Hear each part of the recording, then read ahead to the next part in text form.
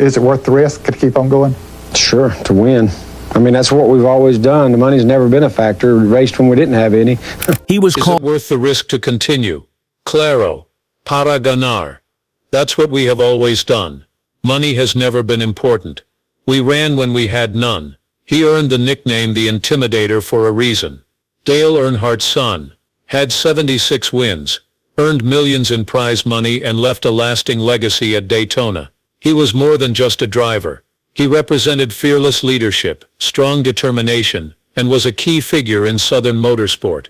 But on February 18, 2001, everything changed in an instant. What seemed like just another small obstacle in the last lap became the crash that ended a legend's career and deeply affected NASCAR. What happened next was very sad. The last lap, what truly occurred at Daytona. He had been here previously. Same track, same crowd cheering. Same sharp turns at a scary speed. Daytona was Dale Earnhardt's place of worship. He was familiar with every part of its tall banks and long straight sections. He had taken control of it, bled on it, and lifted trophies over its finish line. On that February afternoon, he wasn't in the lead, but he was doing something equally important. Illo stava proteggendo. In the last lap of the 2001 Daytona 500, Dale Earnhardt's son was leading the group. His son Dale Earnhardt Jr., as and his driver Michael Waltrip, were leading the race, competing for the victory. Dale Sr. was behind them, using his car like a shield, blocking slipping and protecting the inside lane. It was a planned and intentional action. He was no longer racing just for himself. He was the team captain in a fast-paced chess match, where one mistake could lead to failure. Then it occurred. As they approached turn 4 just seconds before the checkered flag, Sterling Marlin's car slid into the backside of Earnhardt's car. No fue violento. It was the kind of contact that occurred many times during the race. But at 150 miles per hour, even a light push can be deadly. Earnhardt's car went down a bit, and then shot up toward the wall. Ken Shader's car pulled up next to him. The two cars crashed, and Dale's number 3 Chevrolet hit the outside barrier hard. It didn't seem disastrous. Whole principio. No. The car crashed into the wall and slid to a stop. There was no fire, no dramatic turn, and no parts exploding. Full-on choke, but nothing that would make fans in the stands react in shock. If anything, it seemed possible to survive. Dale had survived this type of wreck many times before. Pero esta vez fue diferente. Ken Shader fue la primera persona en llegar a él. He got out of his damaged car and quickly went to the driver's side of the number 3 car. What he saw made him step back almost right away. Su rostro cambió. He slumped. He later told reporters he would not explain what he had seen. Not because he wanted to keep Dale safe, but because he realized he had just faced death. The medical teams got there fast. They took Earnhardt out of the crash and quickly brought him to Halifax Medical Center. El mundo esperó. Los aficionados permanecieron en silencio. The pit crews became still. Broadcasters, who are usually loud and energetic at the end of races, spoke quietly. They didn't realize it yet, but NASCAR had just changed for good. At 5:16 p.m., doctors confirmed what many had already worried about. Dale Earnhardt Sr. died instantly from the crash. The man who looked unbeatable, who had gained his reputation through fear and courage, was gone. Pero como? How could such a small-looking crash take down the most skilled driver on the track? The autopsy would show that, and its findings shocked fans. The autopsy report from the Volusia County Medical Examiner stated that Earnhardt died from a basilis skull fracture. This kind of injury is a serious fracture at the bottom of the skull, usually affecting the area near the brainstem. It is one of the most dangerous types of head injuries, and usually happens when there is a sudden stop or slowdown, just like when Earnhardt's car crashed into the wall at high speed. The crash only took a few seconds, but the forces at play were huge. The fracture was called a ring fracture that goes around the base of the skull. This type of injury leads to a quick loss of brain function. In simple words, Dale Earnhardt died when his head moved forward, and then snapped back violently during the crash. It happened quickly, quietly, and completely. There was no pain, no awareness, just an instant of complete silence that couldn't be changed. The autopsy also showed that there was blunt force trauma to the chest, broken ribs, a fractured left ankle, and scrapes from the seatbelt. Rumors about the seatbelt failing spread quickly right after the incident. Some believed it was changed before the race, others thought it had ripped upon impact. However, medical staff and team members denied those rumors. Tommy Probst, a rescue worker who attempted to save Earnhardt, said publicly that the seatbelt was still in place when he got to the scene. Así, el resultado fue el mismo. The head injury by itself was enough to be deadly. The absence of a head and neck support device, the Hans device, was very important. At that time, the device was not required in NASCAR, and Earnhardt did not want to wear one because he thought it restricted his movement. Other drivers agreed with him. That changed very quickly. NASCAR started an internal review right away. Within days, the organization was looking at crash videos, checking car parts, and talking to medical experts to find out how one of the sport's greatest legends had died in what seemed to be a survivable crash. What they discovered was very serious. The cars were too stiff, the walls were very hard. The safety equipment was old.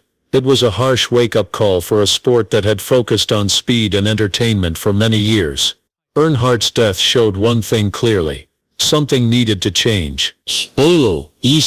E-safety rules were put in place this year. The Hans device is now required. The designs of car interiors were changed to enhance energy absorption. Crash walls were rebuilt with safer barriers. Steel and foam energy reduction panels that absorbed force and lessened blunt impact injuries. Cockpits were made stronger. Helmets changed over time. The seats were also improved to better support the driver's head and shoulders. Dale Earnhardt's death was not only the end of a time period. It started a revolution. Although nothing can bring him back, every driver who has survived a crash since owes a debt to the legacy he created. Not only on the track, but also in an autopsy report that changed the guidelines. As news of his death spread, messages of respect and admiration came in from all over the world. Fans cried openly at Daytona. Other racers wore black armbands. His famous number 3 car became a symbol of loss and respect. There were no more questions about how tough he was, and no more doubts about how dedicated he was. The man who once said he would prefer to die in a race car, rather than disappear quietly, has done just that. In the process, he created a plan that may have saved hundreds of lives since then. But for those who were there that day, especially his son Dale Earnhardt Jr., the pain was very real. Algo personal. Seeing your father die right in front of you while going at 200 miles per hour is an experience you never forget. For Jr., the sadness became a source of motivation.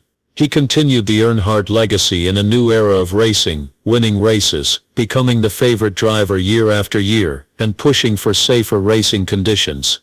There is something haunting about how Dale Earnhardt died, not due to the drama, but because it was so quiet, sudden and nearly undetectable to someone who isn't trained. No smoke, no fire, just a man who faced all the challenges of the sport, brought down by one perfect combination of physics and chance. And maybe that is why people remember it so well, because if it can happen to him, it can happen to anyone.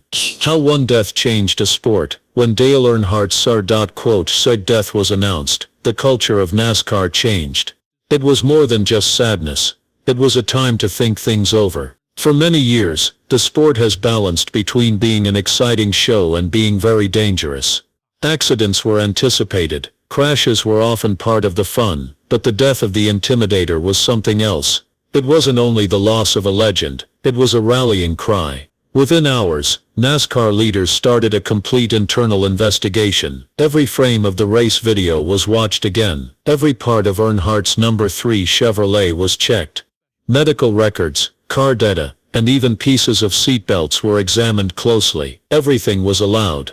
People started to understand that if Earnhardt could die in what seemed like a normal crash, then something important was wrong, and that something needed to be corrected. But what they discovered was disturbing. The cars had changed to be quicker, stronger, and more streamlined. But by doing this, they had become more dangerous in an accident. The same stiffness that allowed a car to move smoothly through the air also caused it to pass on more force to the driver during a crash. It felt like being inside a missile made of steel and fiberglass. Then there were the walls, made of concrete, harsh, and found everywhere. When a driver hit them, all the force was directed inward. The Daytona track was made for going fast, not for staying safe. Earnhardt crashed into the outside wall of Turn 4, at an angle that sent all of the impact energy directly into the cockpit. That energy had no place to go, and the outcome was deadly. The reply was quick. NASCAR created the Research and Development Center, a special place focused only on making drivers safer. They started talking to biomechanical engineers, trauma surgeons, and crash experts.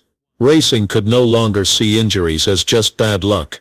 We needed to make prevention a priority. The first major improvement was in restraint systems. Within a few months, the Hans device became mandatory. This head and neck support system attached the driver's helmet to the shoulders, stopping the dangerous whiplash that led to Earnhardt's skull fracture. The movement that killed him would now be physically impossible for future drivers using the device. Logo llegó el safer barrier. The steel and foam energy reduction system substituted plain concrete walls with layers of materials that absorbed and spread out energy. Engineers at the University of Nebraska created these barriers to work like shock absorbers, cutting crash forces by as much as 70%. They were first set up in Indianapolis, and then quickly spread to all major NASCAR locations. The cars changed a lot. The car of tomorrow, presented in 2007, had a bigger frame, a stronger roof, and materials in the cockpit that absorb energy. The driver was moved away from the door to lower the chance of being hurt in a side collision. The roof flaps were changed in their design. Se mejoran las jolas de protección. Every part of the vehicle was redesigned with one question in mind. How can we prevent the next Dale Earnhardt from dying? People had different opinions. Longtime fans worried that the sport would be overly controlled, too cleaned up, and too slow. Some people even said that NASCAR took advantage of Earnhardt's death to support changes in their commercial designs. But most people understood what was important. The loss of one of the best drivers ever should mean something. If Dale Earnhardt had to die, then the least the sport could do was take lessons from it.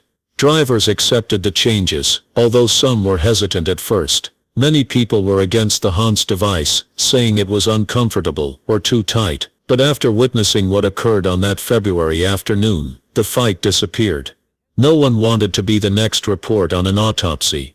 Crew chiefs, engineers and pit crews started training in new ways. Safety drills became regular practice. Se estudiaron en detalle las simulaciones de choques. The time of flying based on instinct had ended. Data was now the most important factor, and Earnhardt, even though he is gone, was everywhere. His face stayed on products, his name was mentioned in many tributes, his number 3 became sacred. But more than that, his death became the key point for every safety decision made after that. Each new helmet, every updated protocol, and every less harsh barrier included a part of his legacy. In the years that came after, something amazing took place. The death rate in NASCAR has decreased to 0. No driver has died in a major NASCAR event since that day in 2001. There have been terrible accidents, cars flipping in the air, vehicles that broke in half and burned, yet the drivers managed to get out, hurt and scared, but alive. And every time someone brings up Dale, even today when fans discuss NASCAR safety in the modern era, they do not begin with the rulebook. Comienzan con un solo nombre. Un solo nombre. One crash, on the last lap of the Daytona 500. Porque se fue el día en que NASCAR despertó, and it never went to sleep again. The autopsy report shows what was discovered in the car. Millions of people witnessed the crash, but the truth about what happened to Dale Earnhardt sooner was hidden in the wreckage, within his body and within the quiet of those who arrived first. For weeks people wanted answers. No rumors, no especulaciones, respuestas reales, and the autopsy provided them. But those answers were not only clinical, they were very destructive. The official autopsy took place at the Volusia County Medical Examiner's office, which is close to Daytona. The results were obvious and quick. Dale Earnhardt died right away from a serious fracture at the base of his skull, an injury that very few people survive. The report said this was not an unusual accident, it was a combination of mechanical physics and human weakness. The ring fracture at the back of his skull happened when his head suddenly moved forward, and then backward after hitting the wall. There was no helmet or seat that could prevent this without a head restraint device. And Earnhardt wasn't wearing one. However, the skull wasn't the only injury. The autopsy showed broken ribs, a fractured sternum, a broken left ankle, and serious chest injuries from the 5-point harness. The seatbelt was closely examined. Algunos pensaron que había sido cortado. Others said it broke on impact. The photos appeared to show a tear. Ideas were everywhere. NASCAR started an internal review to check the reliability of the belt. They spoke with safety engineers, looked at manufacturing specifications, and studied similar accidents. Tommy Probst, who tried to save Dale on the track, stood by what he witnessed. The belt was tight, but others, including members of the Richard Childress racing team, said the belt had completely broken. It was a mystery that made the pain worse. There were also concerns about where Earnhardt's seat was placed. Some thought it was placed too low and leaned back too much. Was it a choice for comfort, a preference for being seen, or a mistake that made a deadly injury more likely? The investigation couldn't provide a clear answer, but it pointed out an uncomfortable truth. Even the tiniest detail can make the difference between survival and tragedy. The autopsy also addressed a question that had troubled fans. Sufrió él? La respuesta fue no. Dale Earnhardt probably lost consciousness right when his skull broke. Death came right away. There was no pain, no fight, just quiet, and maybe that made things worse. The man who had survived dangerous crashes, flipped cars, and broken bones, the one who had faced death many times, was taken away in an instant by something unseen. There were no flames, no sparks from an impact, and no warning, just a mistake in physics at the wrong moment. However, if you believe the report provided NASCAR with closure, you would be mistaken. It had the opposite effect. It created opportunities. It asked for change. And it started a silent conflict within the sport, a conflict between tradition and survival. Because the question was not about how Dale Earnhardt died anymore, it was about how many more would die if things stayed the same. The impact of the autopsy report was instant. NASCAR was already dealing with the public sadness, but now it had to confront a harsh reality. The old systems and ways of thinking were no longer sufficient. Safety in racing could not just respond to problems anymore. It needed to be active. That was more than just changing the design of cars. It involved a change in culture. For years, many drivers opposed safety improvements. The Hans device, which was introduced in the 1990s, was laughed at by some people in the paddock.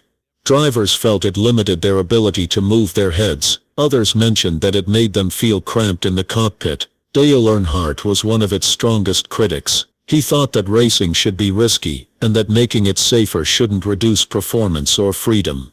That belief was broken as soon as the autopsy results were released. Within weeks, leading drivers started using the Hans device in every race. Within a year it became required. You can easily connect that change to the moment when Dale Earnhardt's black number 3 car crashed into the wall, and to the cold, clinical findings in the medical report that came after. NASCAR published a comprehensive report called the Earnhardt Report, which is 300 pages long and includes crash data, forensic analysis, seatbelt tests, and high-speed videos from various angles. It was confirmed that the forces in the crash were within a safe range for survival, if the proper safety gear had been used. The skull fracture could have been avoided. That realization shocked everyone. If Dale Earnhardt could die in a crash that seemed normal, it meant that no one was safe. Every racer on the grid imagined being in that cockpit, and every team owner began to think if their cars could become the next big news story.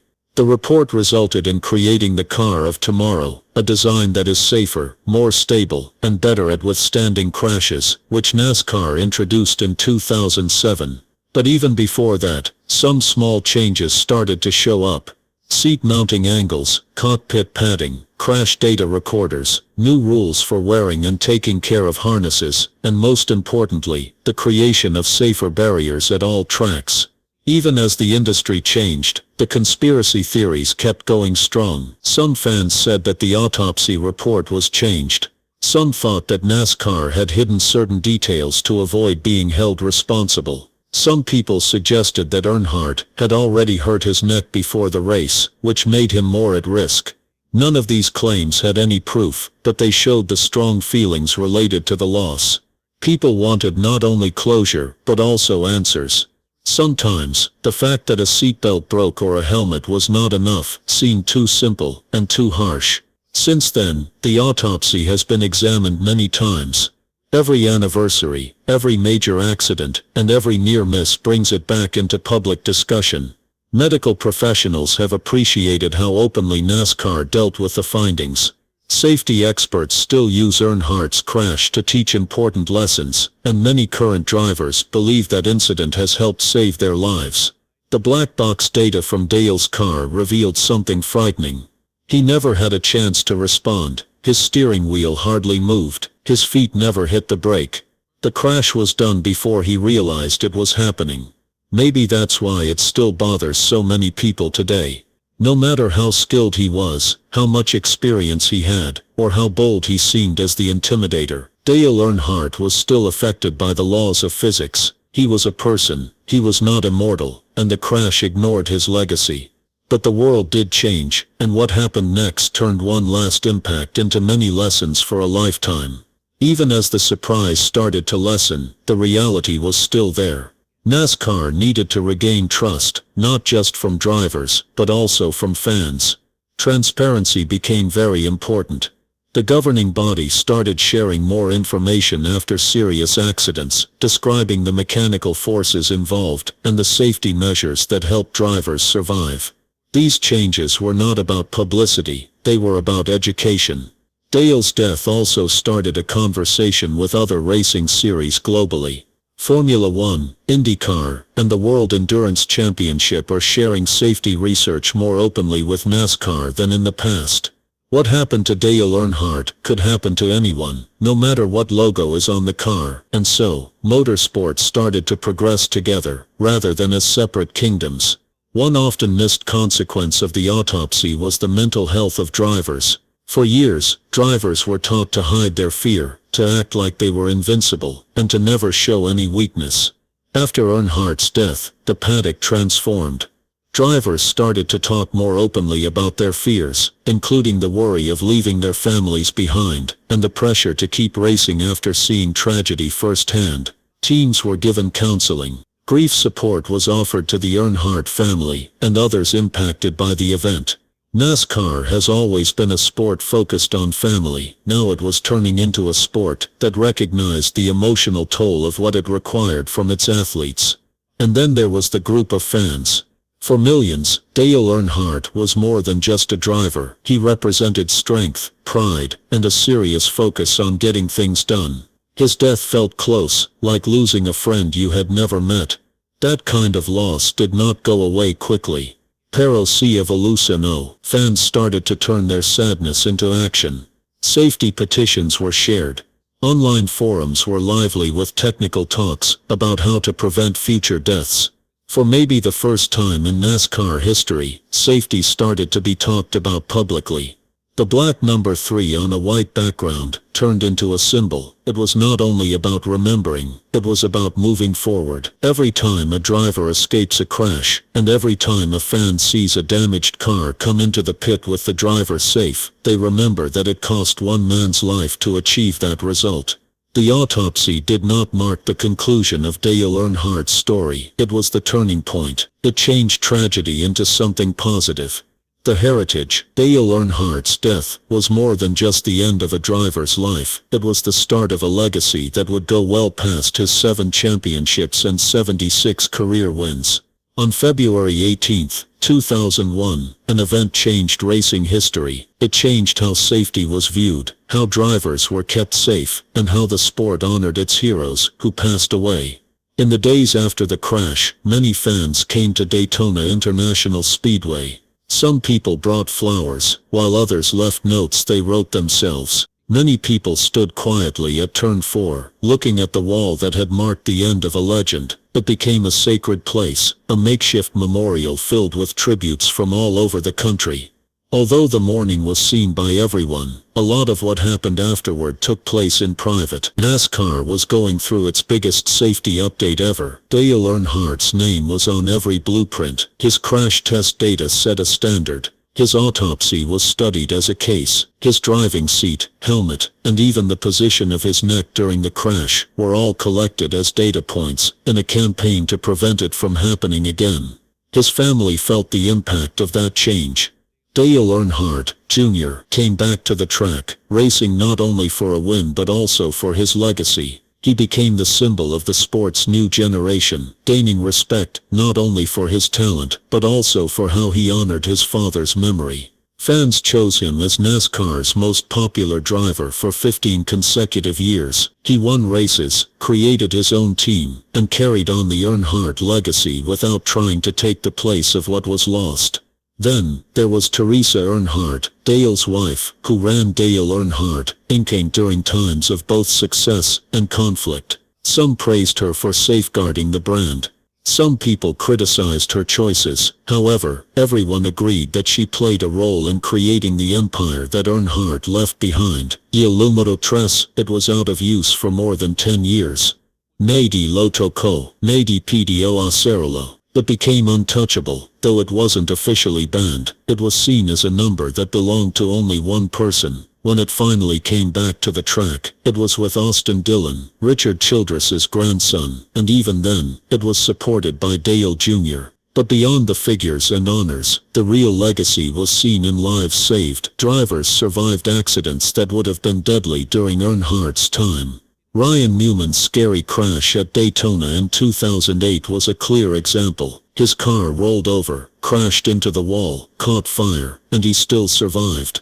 The car absorbed the impact, the barrier broke, and the seat, harness, helmet, and hands device had all been redesigned after 2001. The death of Dale Earnhardt changed the safety standards in NASCAR. Yo no solo, in NASCAR. The ripple effect impacted IndyCar, Formula Uno, rally racing. Manufacturers worldwide began rethinking cockpit safety, crumple zones, and driver restraints. What began as a tragedy turned into a significant moment. Since Dale, no driver in the NASCAR Cup Series has died on the track. Esa es su herencia. No se trataba de ser el hombre más rápido en el circuito. It was about being the person who changed the circuit for good.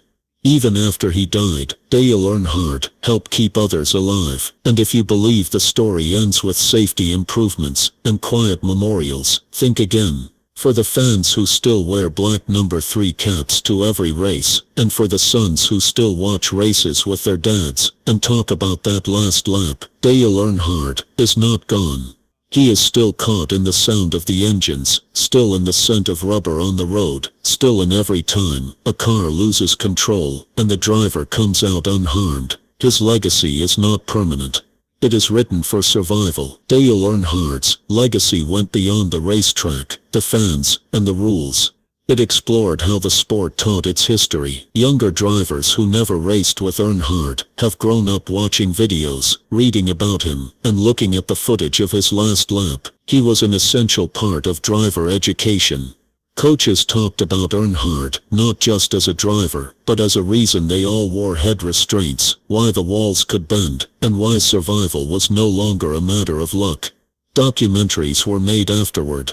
Se publicaron biographies. Memorial paint designs showed up in tribute races. Statues were revealed in Kannapolis, North Carolina, which is his hometown. Even competing drivers would nod their heads in respect to the number 3 whenever they passed the spot on turn 4 where the final crash occurred. That curve in the track is now more than just a part of the Daytona 500. It indicates a change. Un antes y un después. In interviews years later, even the strongest rivals admitted that Dale's death affected them.